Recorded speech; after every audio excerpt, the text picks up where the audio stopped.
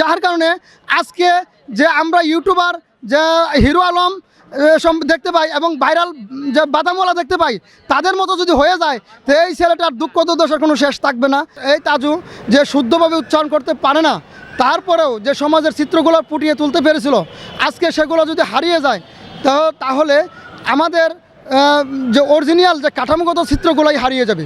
এই তাজু গ্রামের সহজ সরল একজন মানুষ এবং গ্রামের চিত্রগুলা যে যে জায়গাগুলো সমস্যা ছিল, যে জায়গাগুলোতে কাঠামোগত এবং অবকাঠামোগত উন্নয়ন এবং কাঠামোগত এবং রাষ্ট্রীয় বাইরের যে কর্মকাণ্ডগুলো, যেমন খালের বিভিন্ন চিত্র এবং বিল্ডিংয়ের চিত্র এবং বিভিন্ন প্রবাহ এবং চিত্রগুলো যে সামাজিক যে নর্মস এবং কালচারগুলো তুলে ধরেছিল, সেগুলো ছিল একটা প্রাকৃতিক এবং অরিজিনাল।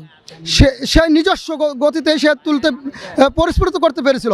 সেই সুযোগগুলো বর্তমানে যে ইউটিউবার বিভিন্ন জায়গায় সে বক্তব্যের মাধ্যমে আজকে এমন একটা অবস্থা তৈরি করেছে যে তার নিজের অস্তিত্বই হারিয়ে ফেলেছে। যার কারণে আজকে যে আমরা ইউটিউবার যে হিরো আলম দেখতে পাই এবং ভাইরাল যে বাদামওয়ালা দেখতে পাই, তাদের মতো যদি হয়ে যায় তো এই ছেলেটার দুঃখ দুর্দশার কোনো শেষ থাকবে না। আমি আইনজীবী হিসেবে এটা উপলব্ধি করি এবং মনে করি।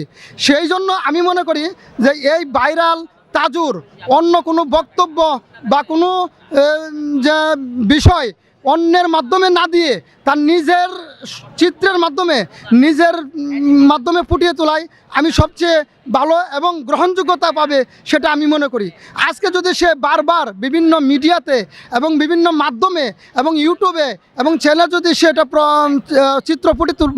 চিত্র দেয় বা সে বক্তব্য প্রদান করে, তাহলে সে ইউটিউবরা বা অন্য মাধ্যমরা টাকা পয়সা উপার্জন করবে, কিন্তু এই তাজুর ভাগ্য কিছুই ঘটবে না, বা তাজুর তার চলতে বা তার যে উপার্জনের একটা পথ ছিল সেটা কিন্তু বন্ধ হয়ে যাবে আমি মনে করি।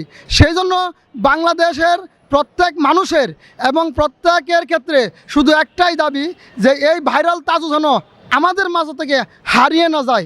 সেজন্য তার নিজস্ব গতিতে নিজের তৈরিকৃত ভিডিওগুলো এবং নিজের যে ভিতরে ক্রিয়েটিভিজম যেন সঠিকভাবে ফুটে ওঠে, তার জন্য সঠিকভাবে এবং সঠিক প্রদক্ষিণের মাধ্যমে এবং এই একজন অজপাড়া গায়ের যে চিত্র ফুটে তোলার জন্য যে সুযোগ সুবিধা আজকে সে তৈরি করেছিল যেন হারিয়ে না যায়, সেদিকে সকলেই দৃষ্টি আকর্ষণ করছি।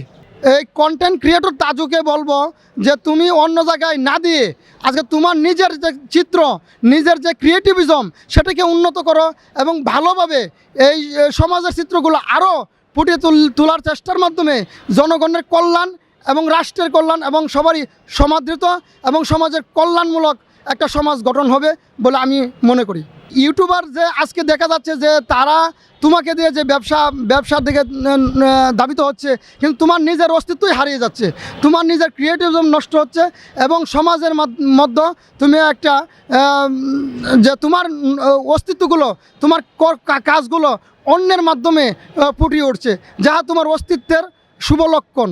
বাংলাদেশে পশ্চিমবঙ্গের যে হিরো আলম আছে, সে পশ্চিমবঙ্গের বাদামওয়ালা কাঁচা বাদামের মাধ্যমে যেভাবে ফুটে উঠছিল, তার সেই ক্রিয়েটরগুলা কন্টেন্টগুলো অন্যজনের মাধ্যমে যাওয়াতে সে নষ্ট হয়ে গেছে, সে এখন হারিয়ে ফেলেছে। এবং বাংলাদেশের কন্টেন্ট ক্রিয়েটর হিরো আলম সেও একই পথে হাঁটার বলে আজকে তারও নষ্ট হয়ে গেছে।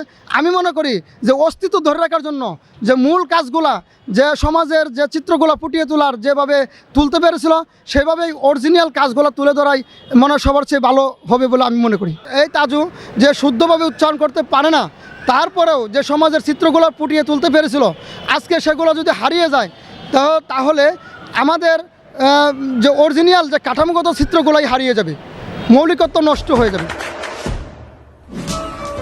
দেশে দেশে সবার সাথে দ্য নিউজ।